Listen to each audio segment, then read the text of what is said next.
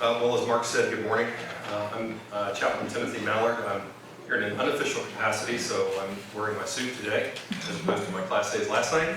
But I still, since I'm an active serving officer in the United States Army, have to predicate my remarks this morning with the standard disclaimer that my words today don't represent the policies, programs, or positions of the United States government, the Department of Defense, the Department of the Army, the U.S. Army Chaplain Corps, anybody associated with the DoD. They're simply mine and mine alone for the purpose of academic discussion here and hopefully the edification and growth of us all. And I really want to, I'm really glad that I'm speaking after Emily's fine talk and also Dan's this morning as well, because I'm continuing on this theme of ontology. By the way, Mark, would it be possible to get a glass of water if you want? Because this is also a question of critical importance within the profession of arms today. So what I'm going to do today is this morning I'm going to try and tackle Dietrich Bonhoeffer in 20 minutes. Good luck with that. And leave some time for Q&A after. But I want to ask a question. I want to talk about a context. I want to draw up 5 points from Bonhoeffer's theology, specifically his ecclesiology. I've done all of my work in his ecclesiology as opposed to his Christology. And then I want to apply that in the context of the American profession of arms. So the question is this: what will be the intrinsic value of a warrior as a person in the 21st century American profession of arms? Right? What will be the intrinsic value of a warrior as a person in the 21st century American profession of arms? I can't claim to speak for our partner nations of Great Britain or France or Germany or any of those other nations, because they have to ask that question in their own context. But I think that we can't ask that question in this context. I think that's a question of deep importance for each and every one of us, and I'll try to demonstrate that at the end. What will be the intrinsic value of a warrior as a person in the 21st century American profession of arms? Now that may seem like a fairly straightforward question, and it is, but the context in which that question must be answered is increasingly complex. As I talked about last night over at IRD with the book launch, and again I want to thank Mark and the team at IRD for hosting that event, and I'll talk more about the book in a minute. As I said last night, the reality is right now the profession of arms exists in several different contextual changes. The return of great power competition is a strategic reality for at least the United States. The demonstrated threat potential of Russia and China, and the rise of risk in major theater war. The increase of technological reliance in future war in our current profession of arms, for example, the rise of artificial intelligence or autonomous weapons systems. The growing divide between the American public and its military services.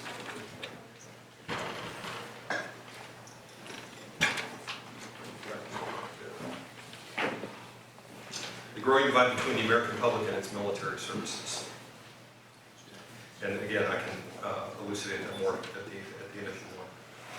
But also the advance of American joint operational doctrine known as multi-domain operations. And I really don't think the American public understands that operational doctrine for the United States military has turned toward, in the context of this rise of great power competition, multi-domain operations, which will be simultaneous and continuous warfare in land, sea, aerospace, and cyberspace. As I said last night, for the first time in human history, that now includes the first synthetic domain of war, cyberspace. Right? So previously, those other 4 domains were all natural. Now, in this context, I must note that last month the United States Army introduced its Army People Strategy. I guess I'm not really trying to be euphemistic. That is actually the title. I love the Army. Only we could come up with a title like the Army People Strategy. Riveting. But it's actually a very, very important document. And in that document it says from the preface, the total Army, you know, when we say that in the Army, we're talking about active duty, Army National Guard, U.S. Army Reserve. The total Army must remain ready as the world's premier combat force. That readiness relies upon people. After all, equipment does not learn, understand, innovate, build cohesive teams, or exercise judgment. People do. Human capabilities such as resiliency, critical thinking, comfort with ambiguity, and the ability to accept prudent risk and adjust rapidly all define our profession. Again, the Army just published that last month. So that's an aspirational statement, I think. It is also a statement of strategy and policy for the United States Army. The Army is going to remain people-centric. And you can understand why. That total Army force, active, guard, and reserve, is 1.4 million people. I don't know if you know that. The Army takes in 11,000 people a month. 11,000 people a month. I can't think of another organization in the world that takes in that many people. Now, we exit that many people a month as well because people retire or go on. That's an amazing context for the profession of arms. So, in response to that context, what does theological ethics have to say about this issue? Well, I just want to give one voice, and that is from the man I've studied for many years, Dietrich Bonhoeffer. And I want to give 5 concepts this morning from his ecclesiology. Now understand, when Bonhoeffer never jumped, first of all, he's a German, so he never jumps straight to an issue like we do as Americans. But he predicates his argument on foundational ideas. And so his ability to talk about an ethical issue like the nature of a human person within the military forces profession of arms is predicated in his ecclesiology on 5 things. First, drawing heavily though not exclusively on Martin Luther's Two Kingdoms construct, Bonhoeffer called for an understanding by the culture and the state of the church's role in society. So that's the first concept, the church's role in society. Bonhoeffer was very much interested in the form of the church within the world, mainly because he presciently saw this as a problem arising from the post-World War I German social crisis. In essence, he knew that the Christian community in Germany was struggling for a renewed identity when it had lent its theological enterprises to support the nationalism that underlay the imperial ambitions of Kaiserine Germany, both prior to and during World War I. Second, related to Bonhoeffer's distinction between church and state was his idea of the church as the bearer of office. That's his term, the bearer of office, for all factors relative to the administration of ecclesial life. In Bonhoeffer's thinking, this is complete and prescriptive, particularly encompassing rites, sacraments, and ordinances of the Christian faith, the administration of theological education, ordination and assignment of ministers, and the regulation of collective Protestant church life across Germany. Remember, that is his context. Protestant church life in pre-war and wartime Germany. Moreover, for Bonhoeffer, it was impossible for the church to function in society without a clear understanding of its continuing ecclesial responsibilities to lead parishioners in the traditional praxis of the preaching of the word and the right administration of the sacraments of both the Lord's Supper and baptism. However, it was precisely this role which would come into conflict during the church struggle, the Kirchenkampf, with the state's usurpation of church authority and praxis resulting from the passage of the Arian paragraphs, principally both in 1933 and 1935. Third, this said, the third idea is the idea of the fallen nature of the church within humanity. That's not something you hear preached much on Sunday morning anymore. Or as Bonhoeffer termed it in the Latin, the church's imperfect or corrupted status corruptus was his term. This is a major idea in Bonhoeffer's early ecclesiology and is one that he ties directly to the fall in the creation account in Genesis 1 through 3. Bonhoeffer considered that the church must always consider its sinful nature. But again, in a marked departure from traditional Lutheranism, this was for Bonhoeffer not only an individual but also a corporate reality and a natural outgrowth of the rupture of sin in the fall. Such a collective nature must remain in the forefront of the church's self-understanding and drive it in humility to greater fidelity to its communal calling of vicarious representative action to culture and state in witness to Jesus Christ. That term, vicarious representative action, is a critical term in Bonhoeffer's theology. It comes from his doctoral dissertation, Sanctorum Communio, and it is the German word is Stellvertretung, vicarious representative action. Ultimately, the ultimate expression of that is Jesus on the cross for us.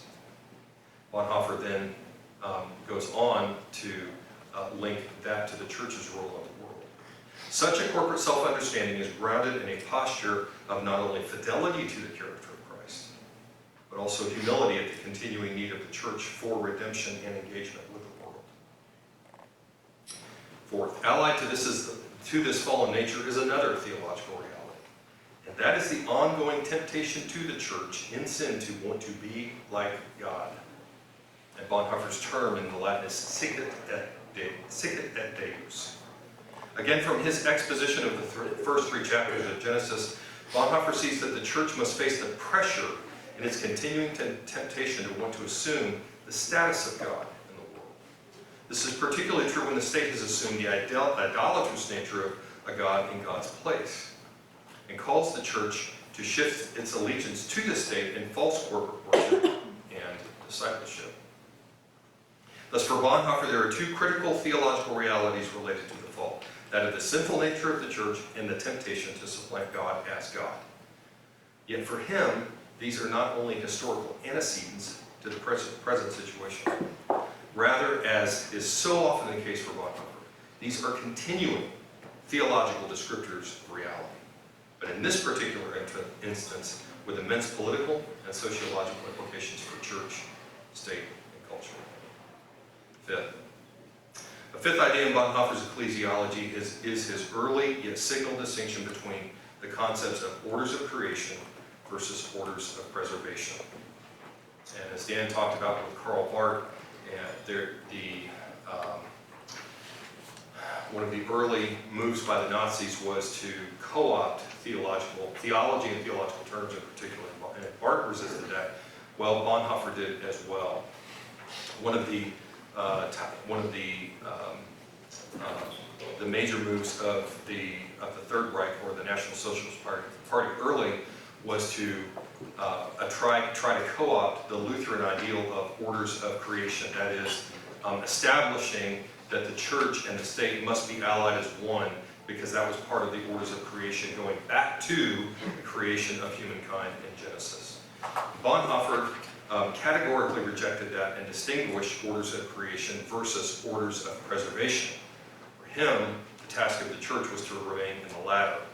We are to preserve our role, our nature and role in the world, because that is what the world needs. So, as is well known in the history of the church struggle, the Nazi Party and government apparatus sought to co-opt, again, traditional Lutheran ecclesial and theological ideals for its own purposes, often inverting this.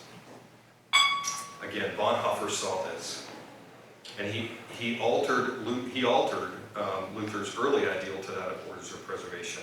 He relates this to the distinction between church and state, and the state's proper role to set the conditions for the church's office role as the presence of, witness to, and embodiment of suffering in Jesus Christ in the world. That is, Bonhoeffer is saying that the state does have a clear role, and that is to set the conditions for the church to be preserved in the world. Though he would later, in his ethics, alter orders of preservation to the term mandates, for Bonhoeffer this aspect demarcated the power and authority of the state and maintained the theological integrity of the church's identity and task in human culture. Now, why is all this important? In Bonhoeffer's mind, why are just these five, and these are only five of his many, many theological concepts, including in his broad ecclesiology. But why is this important to the question of the ontology of persons in the world? Because ecclesiology has incredibly important ethical implications. For Bonhoeffer, you cannot divorce ecclesiology from the ethical task of the church in the world. It cannot be done. Remember his context, working and serving in Nazi Germany at that time. This, you will see, played out in two critical ways in Bonhoeffer's writings. Some now, early in his career as a public theologian, much more so later. The first will be the question of the Jews, the Jewish question, die Judenfrage in German. Now again, with the Aryan paragraphs, the initial challenge to the church was that the Nazi state, the National Socialists, were dictating to the Protestant church, and they had co-opted the Protestant church bishop, Ludwig Müller, with the idea that they could use state-imposed quasi-scientific standards of blood and heritage to determine who could accept the sacraments in the church. And they particularly were interested in using those kinds of ideals to deny the sacraments to even Christians who were of Jewish heritage. Some Jews who had converted to Christianity, but even Jews who had nominal bloodline connections to Judaism, the National Socialists wanted to not only deny them the sacraments, but use that to begin to separate them from the church. Bonhoeffer, of course, will then come later into the full conflagration or confrontation with the church in his own role as in treason against the Nazi state when he saw the full expanse of the National Socialist program of the final solution. But early on, he still saw the incredible importance of this idea, the ethical implication of this idea for Jewish Christians and Jewish citizens in wider German life. Second, what also starts to occur in Bonhoeffer's later writings from this period is a subtle invective against his term, now quotation, the elimination of the weak. In Bonhoeffer's taxonomy, this phrase challenged the uncritical support of the culture and often the church with the Nazi goal of purifying the German people of the tainted racial effects of state-labeled undesirables, marginalized citizens such as not only Jews, the gypsies, the aged, the mentally or physically handicapped, etc. In Bonhoeffer's theology, any attempt to cull the populace of such people denies their status as persons created in the Imago Dei, because they are God-bearers, just as the church is an office-bearer.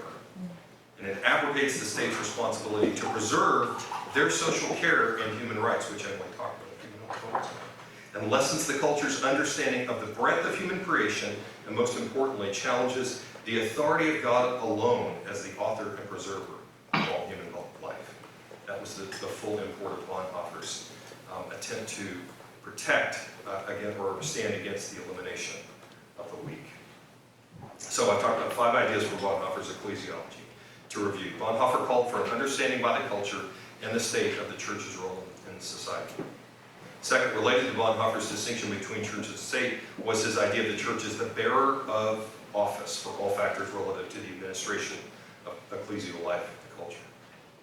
The third idea is the fallen nature of the church within humanity, or as Bonhoeffer termed it in Latin, the church's imperfect or corrupted status corruptus. Allied to this is the fallen nature in another theological reality, that is the ongoing temptation in sin of the church to want to be like God. And again, the Latin is sicut et deus.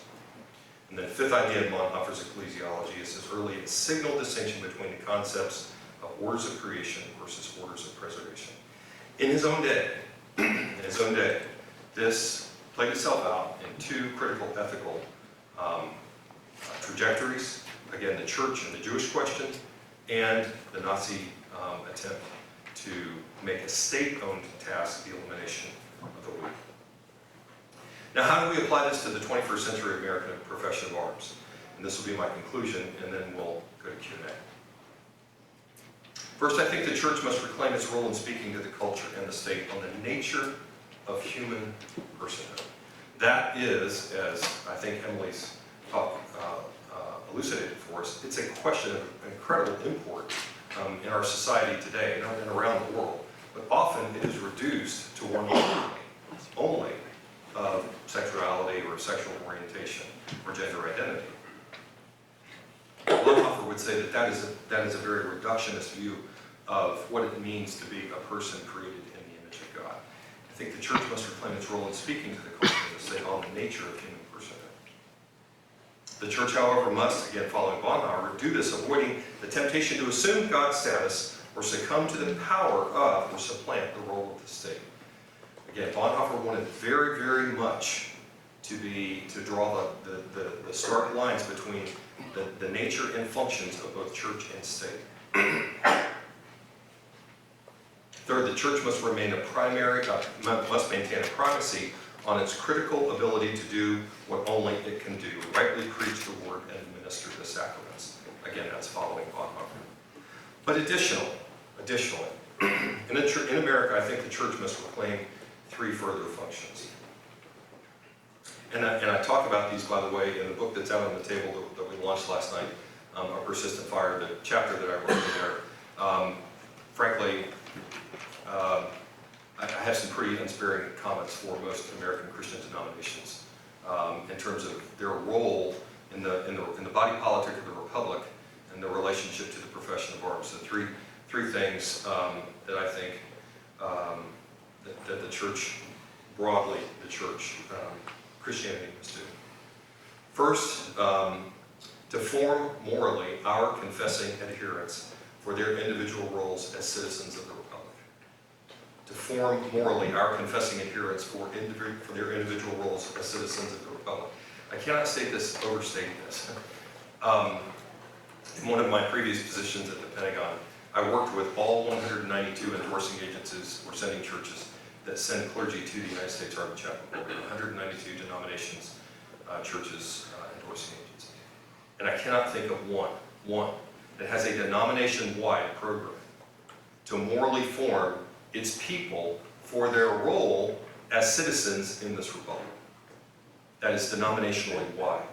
There may be individual churches, there may be even individual presbyteries, but I can't think of a denomination that does that. And yet, again, as I describe the context of the 21st century profession of arms, what I've found so often in the Army is once our people are launched in their career in public theology, they are outside, often or at distant ties to their original body of faith in which they grew up. I think that is a critically important role. If we want leaders, not just in the military, but in public theology, public policy, if we want leaders to act ethically in accordance with their Christian morality, that morality must be well formed when they are initially in that denomination. Second, I think that churches have to intentionally care for veterans and their families before, during, and after war. Now, again, I'm going to be frankly unsparing. This has got to go beyond a simple thank you for your service. I mean, we have got to reassume a role for our churches as bodies of faith in the care for veterans and their families before, during, and after war. As I refer to it in this chapter, I have found that many of our veterans, or even people who are actively serving in our congregation, as I term them, are congregational ghosts. I mean, they exist and they're here amongst our bodies, our local congregations. They might live for a while, but then they go off and they deploy, and they might go through horrendous experiences of war, and the congregations or their churches will never acknowledge that or look at that. And Ed Tick, my colleague Ed Tick in Massachusetts, who's a psychiatrist, has written extensively about the church's abdication of its role of both sending and receiving warriors back, right, with any kind of rites, sacraments, or ordinances. That kind of ideal is simply foreign to many of our denominations or churches. And then third, I think churches have to do this because we are a part of this republic. And as I alluded to earlier, we have a growing divide between the American military and the American civil society. I actually had one four-star general who told me, he didn't just tell me, he said it in a speech, 2004, he said, we are at risk of becoming, and he was talking to a group of United States Army majors, about 1,000 majors. He said, we are at risk of becoming a mercenary organization on behalf of the American people. The separation between the American military and the people we serve is for me, it's a huge chasm. And frankly, churches and bodies of faith have abetted that separation because we have not wanted to pay attention to it. Now, in my own reading of recent American history, I think that goes back to the rise of the all-volunteer force when we did away with mandatory conscription. And I'm not arguing that we should have mandatory conscription, but what happened is, as an unintended consequence, Dan, a second order effect, was that we created a cadre of people who were technically and tactically proficient. And they were so technically and tactically proficient that we decided we couldn't let them go. And so when this war came along, which we didn't expect, an 18-year war or conflict, now we were deploying and redeploying and redeploying and redeploying and redeploying these same people and putting their families through the same types of that same cycle. And again, I think in some senses our denominations, and I'm thinking strategically here, not individually, not locally, not local congregations, I'm thinking our denominations have largely been silent as that sort of gulf has widened. And I think that we have to step into leading the culture to reclaim care for our veterans and families and healing, drawing together that divide. So I've said enough. I'm going to stop there, and thank you for your time and attention, and take questions and answers.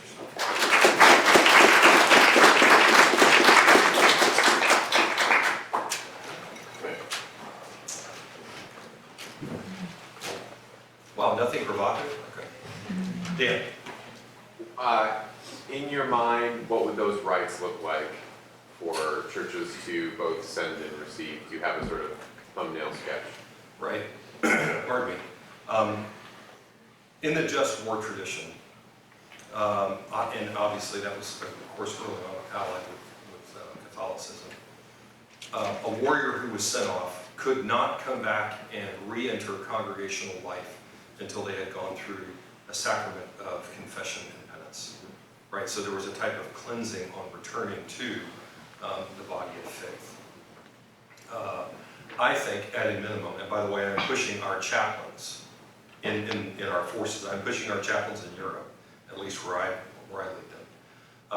As we consider preparing to deploy forces if we're going to go to war and then receive them back into those same communities, whether they're Catholic, Protestant, whatever, to have sending rites of blessing and consecration for those warriors and for their families. And then when they return, some sort of theologically appropriate rite or sacrament or ordinance to receive them back into the life of faith, but to help them then face what they've experienced in war. Over and over again, one of the things that we are beginning to see in studying the issues of moral and spiritual injury is that number one, as Mark Rebecki has written brilliantly, moral formation acts as a type of hedge or brake against future moral injury in war, right? So the more well-formed our warriors are morally, the less likely they are to have lasting damage from moral or spiritual injury. But secondly, when they do return and we provide them those rights, they have a vehicle then to face what they've done, and perhaps then share that injury within the family system, and for the type of healing to become a type of healing for the family as well, right? And then for the community to re-embrace them. That would be at a minimum. But I can't overstate the importance prior to that of well thought out, intentional programs of moral formation, principally through religious education. Thanks. Great question. Yes, ma'am. Hi, Claire Crendon, Regent University. I was just curious because you were talking about the church needing to step in to lessen the gap between the American public and the American forces. What methods do you imagine as being most effective for accomplishing that?